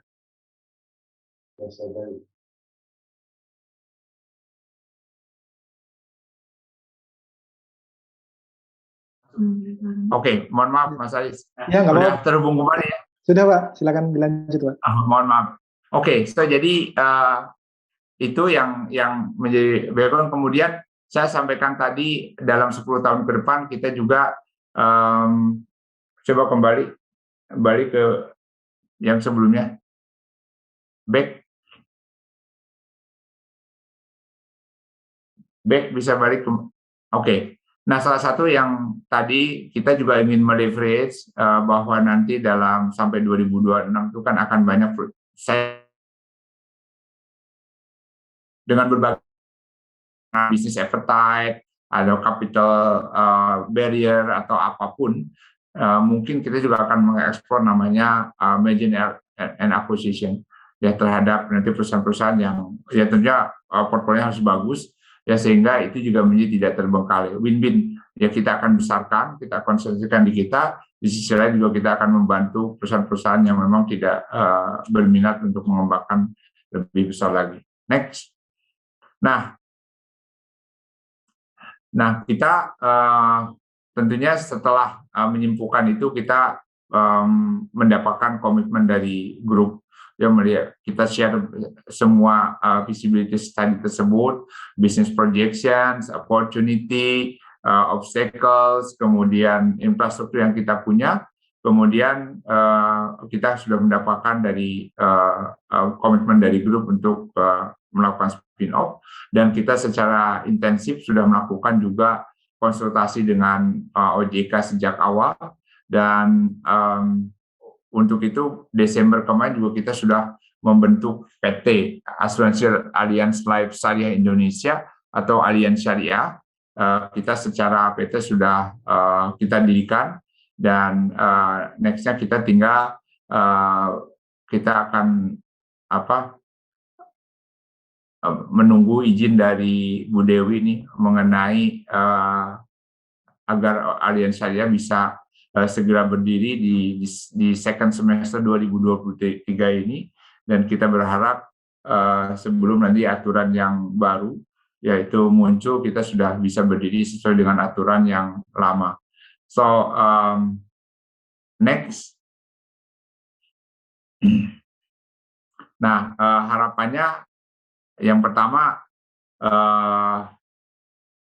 tadi saya sampaikan entitas yang baru ini karena sudah disampaikan dari 2021 kita tidak terbentur oleh aturan yang baru, dan tadi juga Bu Dewi terima kasih sudah mengindikasikan bahwa ini akan tidak berlaku backdated ya untuk yang sudah mengajukan proposal lengkapnya. Saya yakin di aturan yang baru nanti penyederhanaan proses spin-off harus dilakukan sehingga memudahkan untuk perusahaan-perusahaan asuransi termotivasi untuk melakukan spin-off ya. Kemudian harus dipikirkan juga bagaimana penyelesaian aturan dengan institusi lain ya, yang penting misalnya mengenai perpajakan dan sebagainya, sehingga ini betul-betul nanti memudahkan. Saya sangat berharap nanti industri ini bisa cepat besar dan pemainnya banyak, karena kalau kecil biasanya akan terbatas. Kita sangat berharap bahwa nanti ada teman-teman yang lain juga bisa melakukan spin-off sehingga kita bisa hand in hand membesarkan industri asuransi syariah ini secara bersama-sama. Karena dengan sekarang share yang sangat kecil, bahkan untuk asuransi syariah itu masih di bawah 1%, itu juga menjadi PR bersama nih. Jadi marketnya masih sangat besar ya, dan itu perlu bekerja sama seluruh stakeholder, tidak hanya mengandalkan sekarang baru ada 3 misalnya yang spin-off, tidak hanya itu, harus lebih banyak lagi sehingga nanti literasinya lebih bagus ya, kemudian marketnya juga akan berkembang secara bersama, tentunya dengan dukungan dari regulator. Saya pikir itu Mas Aris yang bisa sampaikan, mudah-mudahan berguna buat teman-teman yang lain. Insya Allah kita doakan agar di second semester kita betul-betul bisa spin-off dan menjadi satu entity baru, menjadi penyemangat buat industri membesarkan sama-sama industri syariah melalui asuransi. Demikian dari saya, mohon maaf kalau ada yang kurang pas. Terima kasih. Assalamualaikum warahmatullahi wabarakatuh. Waalaikumsalam warahmatullahi wabarakatuh. Terima kasih banyak, luar biasa Pak Permana paparannya, dan tadi berulang kali Bu Dewi di mention oleh Pak Permana, ya mudah-mudahan bisa segera keluar izin usahanya. Dan tentu yang paling menarik juga bahwa Allianz Life Syariah nantinya yang ketika sudah full fledged ini juga membuka opsi pertumbuhan anorganik, artinya ada peluang-peluang akuisisi untuk perusahaan-perusahaan asuransi yang memang memutuskan untuk tidak melanjutkan lini asuransi syariahnya, sehingga mungkin dari sekarang bisa mulai menghubungi Pak Permana untuk mencocokkan harga. Baik Bapak Ibu sekalian, ini giliran kita untuk ke pembicara ketiga, yaitu Bapak Adi Warman Karim, pakar ekonomi syariah. Kita berharap Pak Adi Warman ini nanti bisa mengelaborasi tentang bagaimana kiat-kiat untuk bisa spin-off dan memotivasi juga agar spin-off itu bukan karena terpaksa, walaupun secara regulasi itu di atas kertas terpaksa gitu. Saya sapa Pak Adi Warman. Assalamualaikum Pak Adi Warman.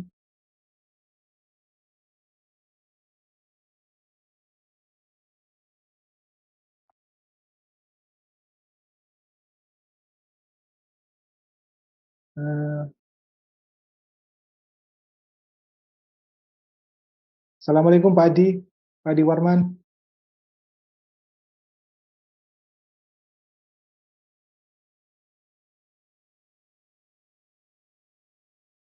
Baik, mungkin sambil menunggu Pak Adi Warman ke mejanya lagi, ke depan kameranya lagi, ini ada pertanyaan kepada Bu Dewi. Saya bacakan ya Bu Dewi ya, dari Pak Dadi, JMA Syariah. Pertanyaannya adalah, dengan ditetapkannya ekuitas minimal yang lebih tinggi dari ketentuan sebelumnya, apakah artinya OJK mendorong merger dan akuisisi antar UUS? Apakah akan diatur spin-off melalui opsi IPO? Lalu ada pertanyaan lanjutan juga dari Pak Dadi, apakah dimungkinkan untuk perusahaan asuransi syariah berbentuk composite? Jadi ada general dan life takaful berada dalam satu perusahaan. Itu mungkin pertanyaan satu dulu Bu, mungkin silakan. Oke, makasih Mas Aris. Untuk pertanyaan pertama kan terkait dengan di dalam RPU OJK yang saat ini kita susun kan kita mengatur mengenai batasan ekuitas dan atau aset. Jadi pertama adalah ekuitasnya kalau sudah terpenuhi ekuitas UUS itu 250 miliar atau lebih, artinya sudah memenuhi kriteria untuk pendirian perusahaan asuransi baru, maka dia wajib untuk spin off. Dan atau bisa dua-duanya, bisa salah satu, Pak. Jadi kalau salah satu kriteria terpenuhi, sudah wajib spin off. Yang satu lagi kriterianya adalah total aset. Jadi kalau total aset UUS itu sudah mencapai 50% atau lebih dari total aset induk, maka dia wajib spin off. Jadi dilihat dua parameter itu. Nah, tadi pertanyaannya apakah mendorong untuk melakukan konsolidasi? Ya tentu tadi. Kenapa? Karena persyaratan modal itu kita naikkan salah satunya untuk mendapatkan perusahaan asuransi yang cukup kuat dan cukup mampu untuk dapat tumbuh dan berkembang. Sehingga memang untuk UUS-UUS yang tidak mampu untuk spin off, ya kita harapkan mereka membentuk atau bersama-sama kalau ingin mendirikan perusahaan asuransi, ya bergabung, bisa seperti itu. Atau mereka bisa sell portfolio kalau memang mereka tidak mau lagi untuk handling portfolio syariah. Demikian. Nah, yang kedua terkait dengan pertanyaan dari Mas, siapa tadi Pak? Mas Dadi juga. Dadi ya, dari Mas Dadi. Apakah dimungkinkan antara umum dan jiwa itu dalam satu lembaga? Tidak dimungkinkan, karena pengaturan kita memang membedakan satu kelembagaan itu untuk satu bisnis. Nah, jadi agak berbeda memang. Pertanyaan ini menarik ya, karena ini kan ada di undang-undang juga ya kalau untuk asuransi ya, bahwa memang umum, jiwa-jiwa, benar nggak? Nah, sebenarnya kalau kita ngelihat itu pertanyaan saya juga sebenarnya. Saya mengatakan kenapa tidak itu sebenarnya bisa dalam satu lembaga? Karena itu kan anggap kayak line of business lah kalau di bank, benar nggak? Main corporate, main retail kan?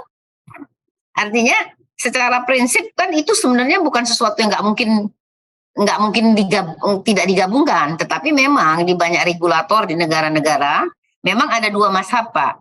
Ada yang menggabungkan, ada yang tidak menggabungkan. Nah, kita Indonesia tidak menggabungkan untuk pendekatan kelembagaannya, gitu ya, agar lebih fokus saja.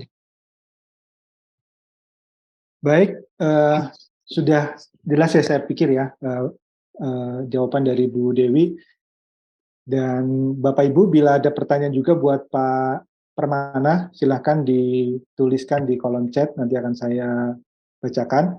Nah, satu lagi ini ada pertanyaan dari Bu Rista Manurung kepada Bu Dewi lagi, Bu. Jadi, oh yes, mohon maaf Bu, ini Pak Adi Warman sudah bergabung. Jadi, ya, Pak Adi Warman. Kita tunda dulu Bu ya, kita persilakan kepada Pak Adi Warman untuk menyampaikan paparannya. Jadi, tadi sudah banyak dielaborasi Pak Adi Warman, selamat datang Pak. Assalamualaikum Pak Adi Warman. Waalaikumsalam warahmatullahi wabarakatuh. Apa kabar? Pak, alhamdulillah Pak. Ya, jadi tadi Bu Dewi banyak mengelaborasi atau mensepil lah untuk POJK yang baru yang targetnya Juni akan dirilis Pak. Dan tadi juga dari Pak Permana juga menyampaikan tentang motivasinya untuk bisa spin off secepatnya. Nah, Bapak sebagai pakar ekonomi syariah mungkin punya pandangan tentang bagaimana secara bisnis idealnya sebuah spin off itu dan kiat-kiatnya ya. Jadi kan memang ada yang berminat melanjutkan, ada yang tidak, mungkin ada banyak alasan. Nah, ini Bapak mungkin bisa memberikan pandangan terkait dengan itu, bagaimana membuat spin off ini menjadi kesukarelaan Pak. Jadi bukan terpaksa gitu. Silakan Pak. Baik, terima kasih banyak. Bismillahirrahmanirrahim. Alhamdulillahirabbil alamin. Allahumma shalli ala Muhammad wa ala ali Muhammad. Ada 3 bab yang ingin saya sampaikan. Bab pertama adalah PPSK, kalau kita baca baik-baik itu spin off itu tetap wajib tuh. Kalau kita baca di PPSK tuh spin off itu tetap wajib. Tapi urusan bagaimana wajibnya itu dilaksanakan diserahkan kepada POJK untuk mengatur POJK-nya, benar nggak? Oke. Itu poin yang pertama. Masih dalam bab 1 ini, yang kedua yang ingin kami sampaikan adalah bahwa di rancangan POJK-nya kalau mau dibuat diundur sampai 31 Desember 2026, menurut saya itu menimbulkan masalah lagi nantinya. nantinya. Karena sebaiknya dilakukan sebelum pergantian pemerintahan di tahun 2024 supaya tidak menimbulkan masalah baru lagi di kemudian hari. Ini poin kedua dari bab 1. Jadi kami mengusulkan agar POJK-nya itu mempercepat, jangan 2026 tapi 2024 sebelum terjadi pergantian pemerintahan. Karena apabila terjadi pergantian pemerintahan, ceritanya nanti bisa agak berbeda lagi, apalagi nanti akan ada Dewan DPR-nya juga hasil yang baru, sehingga akan ada perubahan konstelasi berikutnya. Masih di dalam bab 1, bahwa di dalam POJK yang baru ini tadi telah dijelaskan dengan sangat baik oleh Ibu Dewi. Tentu kita di industri itu sangat mengharapkan adanya insentif-insentif, kemudahan-kemudahan yang diberikan untuk proses spin-off ini bisa terjadi. Itu 3 poin penting di bab 1. Saya akan beranjak kepada bab 2 saat ini.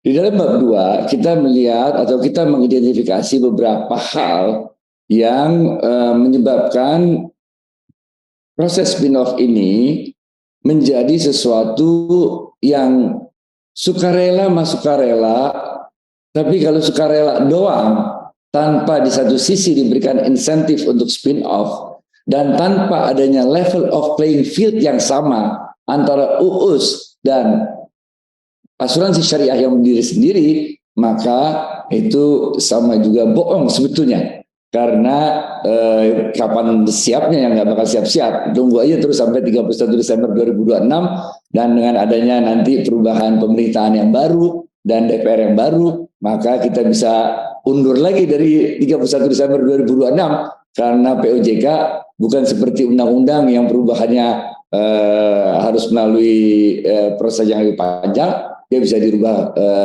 lebih simple dan sederhana prosesnya dibandingin kalau kita merubah undang-undang yang baru. Oleh karena itu, di poin 2 pertama, poin 21, yang kami ingin sampaikan adalah kita mengharapkan agar di POJK ini diatur juga mengenai level of playing field yang sama untuk perusahaan asuransi yang berdiri sendiri maupun yang sifatnya UUS. Oleh karena itu harus ada nanti pengaturan RBC yang terpisah antara RBC perusahaan asuransi konvensional yang memiliki UUS, RBC untuk UUS-nya, dan RBC untuk para peserta UUS-nya. Sehingga nanti kemampuan dari masing-masing UUS dalam menyerap risiko yang ada di asuransi itu bisa benar-benar mencerminkan kekuatan dari RBC UUS-nya, bukan mencerminkan kekuatan dari RBC asuransi konvensional yang menjadi induknya. Ini yang kita sebut dengan level of playing field yang sama. Level of playing field yang sama ini tentu yang sebagaimana tadi poin bab 2.2 yang disampaikan oleh Bu Dewi, tentu kita akan meminta agar sinergi seluas-luasnya bisa dilakukan, tapi tidak dalam hal permodalan RBC, karena RBC ini menyangkut pada kemampuan perusahaan menyerap risiko yang ada. Yang kedua adalah masih dalam bab 2.2 sekarang, yaitu mengenai paling tidak yang kami dengar dari beberapa pergaulan di luar ini, dari perusahaan-perusahaan asuransi ini, ada yang memang ingin mentransfer portfolionya ke perusahaan asuransi yang lain karena portfolionya terlalu kecil untuk bisa dipertahankan sebagai UUS. Nah, dalam proses transformasi ini diperlukan 2 instrumen. Yang pertama adalah instrumen fatwanya. Harus diatur bagaimana mekanismenya menurut fatwa ketika portfolio dari sebuah UUS dipindahkan ke perusahaan yang lainnya. Nah, dalam pembahasan UUS ini, portfolio fatwa ini juga harus dilihat dari 2 sisi yang harus dibedakan. Yang pertama adalah asuransi jiwa atau asuransi keluarga. Karena di dalam asuransi jiwa biasanya pihak yang menerima portfolio itu malah yang dibayar. Sedangkan di asuransi kerugian biasanya pihak yang menerima portfolio itu adalah pihak yang membayar. Jadi ini agak beda di antara jiwa sama kerugian. Kalau perusahaan asuransi jiwa, dia akan dapat risikonya doang tuh, benar nggak? Kira-kira ada, karena biaya marketing, premi sebelumnya yang udah 20 tahun dan 10 tahun itu kan udah dinikmati oleh perusahaan yang sebelumnya, sedangkan perusahaan yang menerimanya nanti kebagian bayar klaim-klaimnya kira-kira kan, sehingga biasanya yang menerima portfolio malah dibayar oleh perusahaan yang mengalihkan portfolionya. Sedangkan di asuransi kerugian malah biasanya kebalikan, karena kalau kreditnya udah berjalan 5 tahun, sisa tinggal setahun, kan berarti risiko kreditnya lebih kecil, sehingga perusahaan yang menerima portfolio itu malah membayar kepada perusahaan yang memberikan portfolio. Ini instrumen yang pertama, yaitu instrumen fatwa yang sampai saat ini belum ada fatwanya untuk portfolio dipindahkan dari satu perusahaan ke perusahaan yang lain. Yang kedua adalah instrumen dari POJK-nya sendiri, yang nanti tentu akan berparalel sesuai dengan fatwa yang ada, sehingga industri itu mempunyai pegangan pedoman yang jelas, baik dari segi syariahnya maupun dari segi regulasi yang berlakunya. Di poin 2.3 akhirnya kami ingin menyampaikan bahwa selain opsi untuk memindahkan portfolio ke perusahaan lain karena dia mau mengembalikan izinnya ke OJK, ada beberapa juga yang mempertimbangkan untuk mengkonversi seluruhnya. Jadi memang UUS-nya kecil, tapi induknya juga nggak berapa besar. Oleh karena itu, mereka juga punya pilihan lain, yaitu untuk mengkonversi. Nah, untuk pilihan yang konversi ini, kita juga perlu fatwa dan juga instrumen di POJK-nya untuk memberikan pedoman, panduan kepada perusahaan-perusahaan yang ingin mengkonversi portfolionya.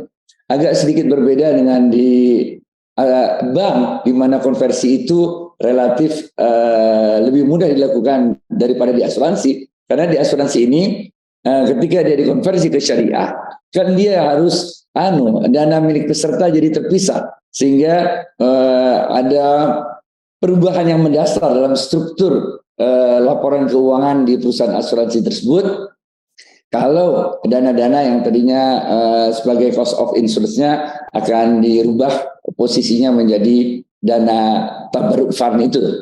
Nah, ini tantangan yang berikutnya apabila perusahaan tersebut malah mau mengkonversikan seluruh perusahaannya menjadi syariah. Saat ini menurut ilmu pergaulan kami mengetahui juga bahwa ada dua perusahaan yang sedang yang satunya syariah, ada UUS-nya, yang satunya juga lagi mau digabung itu. Menurut ilmu pergaulan belum melapor kepada OJK karena masih melakukan persiapan-persiapan sebelum nantinya memajukan kepada OJK. Bab 3 akhirnya kami ingin menyampaikan bahwa di dalam pergaulan kita juga, kita tahu bahwa banyak perusahaan asuransi sekarang yang sedang menunggu-nunggu kepastian tentang sejauh mana sinergi itu dapat dilakukan. Apakah juga sejauh mana, sedalam mana sinergi itu dapat dilakukan, termasuk dalam hal apabila dia sudah terpisah menjadi perusahaan asuransi sendiri, apakah masih bisa dimungkinkan apabila terjadi defisit underwriting, maka perusahaan induk yang udah terpisah nih, udah dua perusahaan yang terpisah, bisa melakukan core peminjaman untuk memenuhi kebutuhan defisit underwriting di perusahaan sisternya atau di perusahaan bisa subsidiarinya atau juga bisa di perusahaan hibridnya, karena induknya itu memiliki langsung dan syariah konvensionalnya juga memiliki. Jadi dia bisa bentuknya tiga bentuk hubungan antara konvensional dengan yang syariahnya, bisa subsidiary, bisa sister company, bisa juga dia hibrid. Nah, sehingga pembicaraannya kita adalah apakah sinergi itu juga memungkinkan adanya core dari perusahaan yang dalam satu grup untuk memenuhi atau mengatasi defisit underwriting yang terjadi.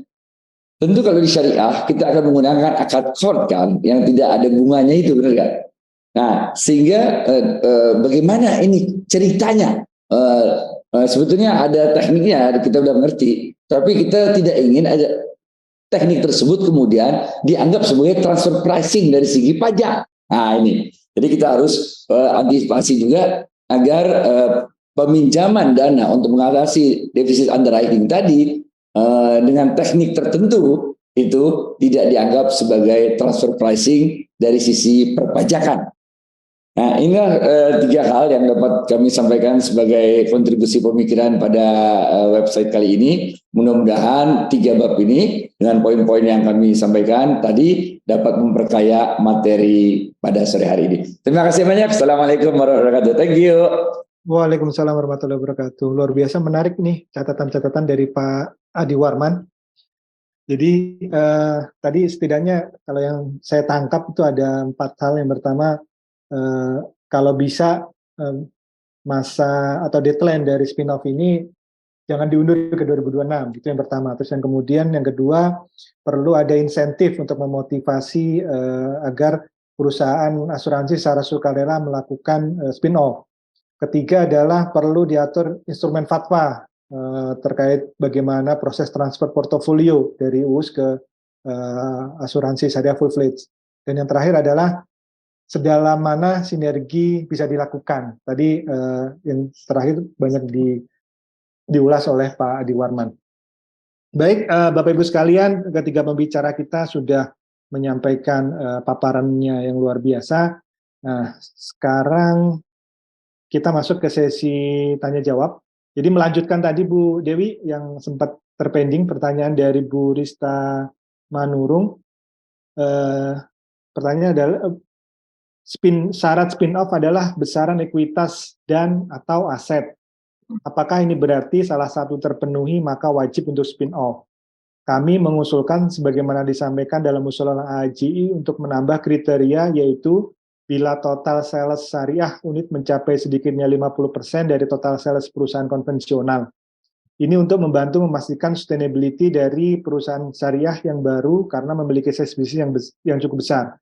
Mohon dipertimbangkan bahwa kriteria spin-off ada beberapa menggunakan kata dan, bukan, atau. Terima kasih. Mohon tanggapannya Bu Dewi.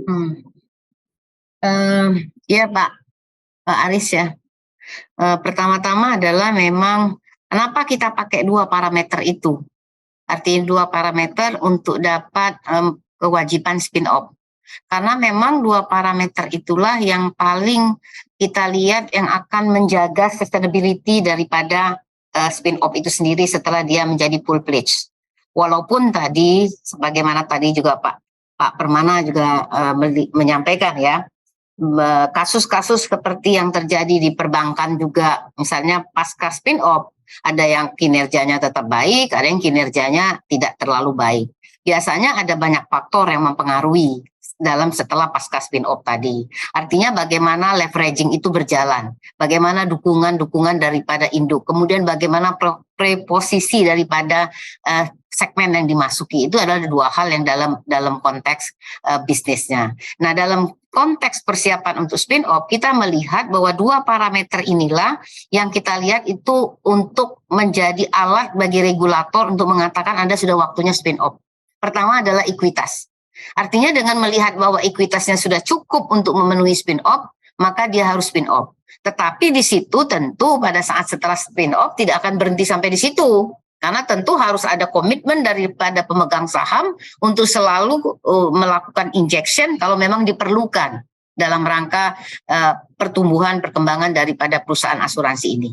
Nah, yang kedua adalah kita juga mensyaratkan mengenai aset. Artinya kalau umpamanya asetnya itu sudah mencapai 50% minimal atau lebih, maka dia wajib spin-off. Karena memang sudah tidak mungkin lagi untuk dikelola dalam satu entitas tadi. Karena fokusnya menjadi agak susah, spend on control-nya dan lain juga menjadi menjadi preposisinya itu menjadi tidak terlalu baik apabila masih dalam satu perusahaan. Nah, hal ini terbukti. Artinya dari beberapa yang mengajukan spin-off tadi tidak mencapai 50%, mereka melihat tadi marketnya cukup besar dan mereka akan bisa menjadi jauh lebih cepat berkembang kalau mereka spin-off. Dan itu sudah terjadi baik itu di perbankan maupun di asuransi ini dalam sejarah beberapa perusahaan yang sudah melakukan spin-off. Mungkin di situ. Baik, terima kasih Bu Dewi atas tanggapannya. Ini pertanyaan dari saya tentang bagaimana sebenarnya kesiapan SDM untuk menghadapi spin-off ini. Karena kan tetap spin-off ini perlu didukung oleh SDM-SDM yang syar'i juga ya. Artian syar'i itu mungkin tidak harus muslim, tapi juga mengetahui prinsip-prinsip akad yang ada dalam bisnis asuransi syariah. Saya ingin bertanya terlebih dahulu kepada Pak Permana, bagaimana tentang kesiapan SDM asuransi syariah ini? Oke, terima kasih Mas Aris. Ada dua sisi SDM yang kita harus miliki. Yang pertama adalah dari sisi kemampuan syariahnya, dan yang kedua adalah dari sisi technicalities skills yang skill and experience ya. So jadi sebetulnya kalau untuk menjaga dari sisi kesyariahannya, kalau kita istilahnya ada syariah expert yang kita ada, dan itu memang ada staf khusus yang di sisi produk, di sisi SOP yang dia monitor bahwa memastikan ya kesyariahannya dari mulai produk desain sampai nanti penjualannya itu terjaga kesyariahannya. Itu dilakukan. Tapi sebetulnya untuk skill set technicalities yang lainnya, sebetulnya kita itu jauh lebih sulit. Kenapa? Karena kita harus memastikan orang-orang yang on board di syariah itu ada orang-orang dengan kualitas yang sama bagusnya di konvensional, ya. Dan harusnya lebih bagus. Kenapa? Karena challenge di syariah itu kan ada dua. Pertama, challenge dari sisi bisnis asuransinya sendiri. Yang kedua adalah challenge dari sisi kesyariahannya. Jadi harusnya orang yang mempunyai dua kemampuan itu. Nah, alhamdulillah di Allianz mereka bisa memberikan mengalokasikan orang-orang dengan kemampuan yang mumpuni untuk bisa memastikan setidaknya dari persiapan sampai sekarang itu mereka memberikan orang-orang terbaik untuk bisa memastikan dan mendukung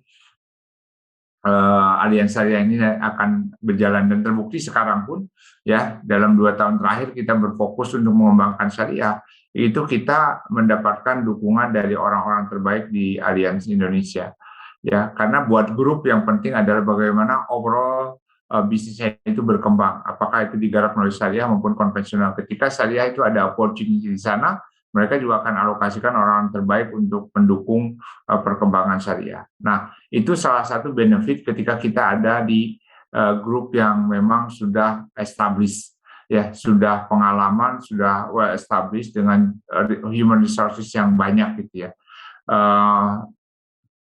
Akan menjadi kesulitan yang sangat strategik ketika kita tidak didukung oleh grup atau parent company dengan human resource yang mumpuni, yang banyak. Itu akan ada kesulitan yang tersendiri. Nah, ketika itu terjadi, kita jalankan bisnis dengan human resources yang ala kadarnya, akibatnya nanti pada satu ketika itu juga akan ada business correction. Kenapa? Karena mungkin dalam perkembangannya tidak sesuai dengan prudentiality-nya, tidak sesuai dengan yang seharusnya mereka kerjakan. Dan itu ada pengalaman lain juga saya di tempat lain seperti itu. So jadi kita dalam membentuk di organisasi Allianz Syariah, kita memasukkan orang-orang dari Allianz Life Indonesia yang memang punya quality yang mumpuni masuk dalam satu komite untuk memonitor perkembangan spin-off ini bisa berjalan secara baik. Tetapi dalam sisi bisnisnya pun kita tidak ada barrier, kita diberikan akses oleh induk untuk bisa ke siapa saja untuk bisa mensupport bisnisnya itu bisa berjalan. Ini terbukti sekali lagi dalam 2 tahun terakhir kita bisa year-on-year growth-nya sampai 42% karena kita mendapatkan alokasi human resource yang cukup baik, sehingga ini bisa berjalan dengan baik. Itu mungkin dari saya. Terima kasih, Mas Arif. Baik, terima kasih Pak Permana. Selanjutnya saya persilakan Bu Dewi. Tadi ada kaitannya juga dengan statement dari Pak Adi Warman ya. Seberapa dalam sebenarnya sinergi? Kalau di awal kan Bu Dewi menyampaikan tentang leveraging ya. Apakah SDM ini salah satunya, dan menyambung pertanyaan dari Pak Adi Warman, sejauh mana gitu? Apakah hanya di sisi infrastruktur, SDM, atau tadi dicontohkan kalau sampai terjadi deficit underrating itu juga bisa dilakukan sinergi? Silakan Bu Dewi. Ya, jadi Pak Aris ya, kalau kita berbicara tentang sinergi, itu tentu bisa sangat luas sekali sinergi itu dapat dilakukan. Artinya bagaimana perusahaan-perusahaan UUS ini dapat menggunakan infrastruktur yang dimiliki oleh induknya, tetapi tetap dengan batasan-batasan yang diatur di dalam PKS tersebut. Kenapa ini harus diatur? Supaya jelas hak dan tanggung jawabnya. Karena walaupun bagaimana mereka tetap adalah lembaga yang terpisah secara hukum. Nah, hal-hal seperti inilah yang memang perlu diatur di dalam aturan itu secara detail. Artinya termasuk FDM, IT, dan beberapa hal tadi. Artinya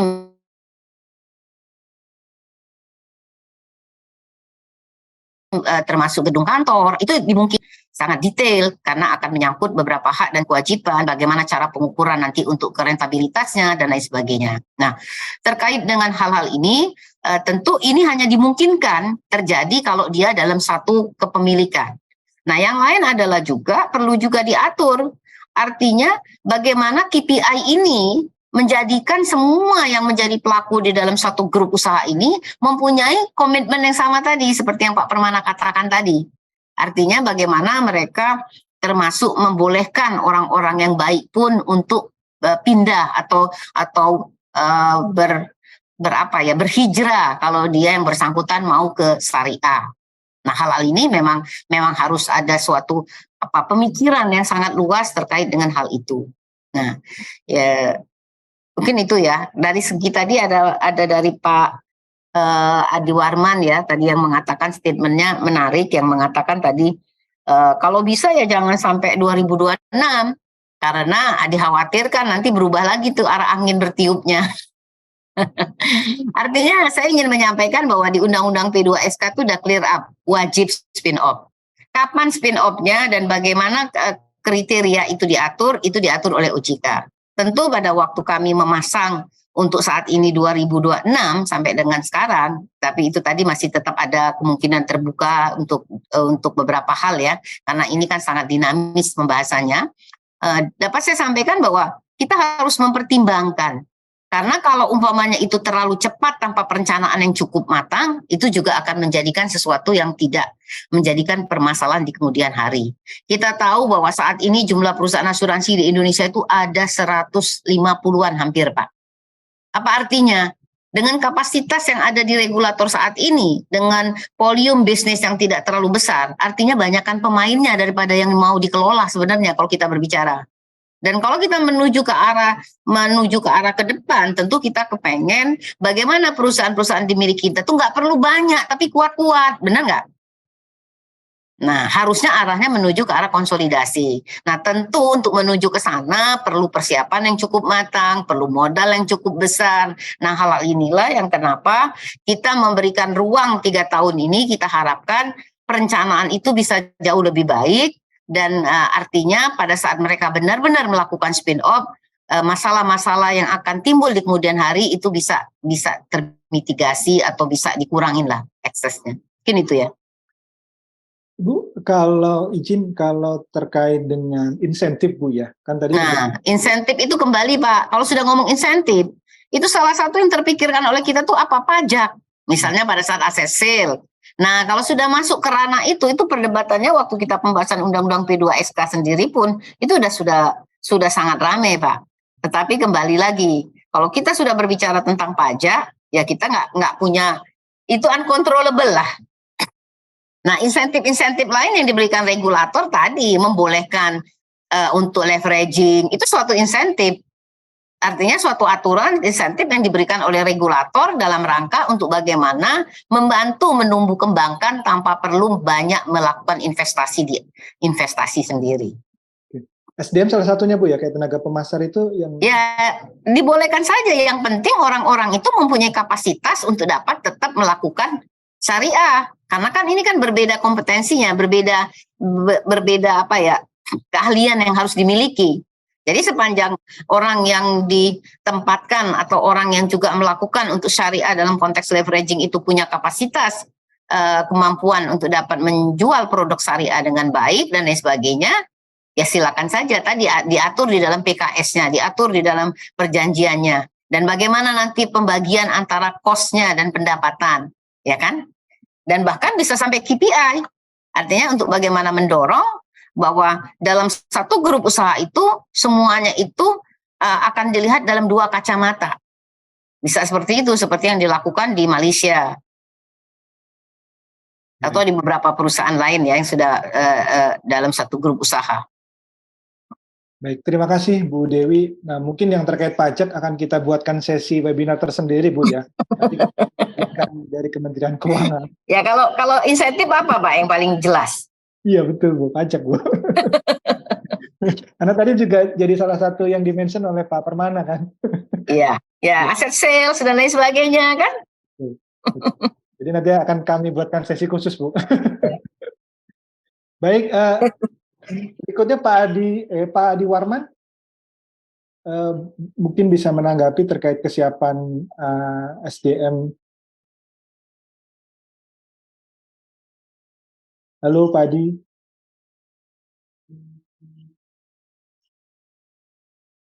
Oh, sebenarnya lagi tidak di tempat nih mungkin ya Bapak Ibu. Baik Bapak Ibu, sebenarnya ini tema yang masih menarik sekali bahasan kita, namun waktu yang harus memisahkan kita harusnya sudah berakhir di pukul 15.00 dan sekarang sudah over time 20 menit karena kita masih punya sesi 2 dan di sini Pak selamat datang Pak Erwin Nukman sudah hadir salah satu pembicara di sesi 2. Oleh karena itu dengan berat hati saya harus mengakhiri sesi pertama ini.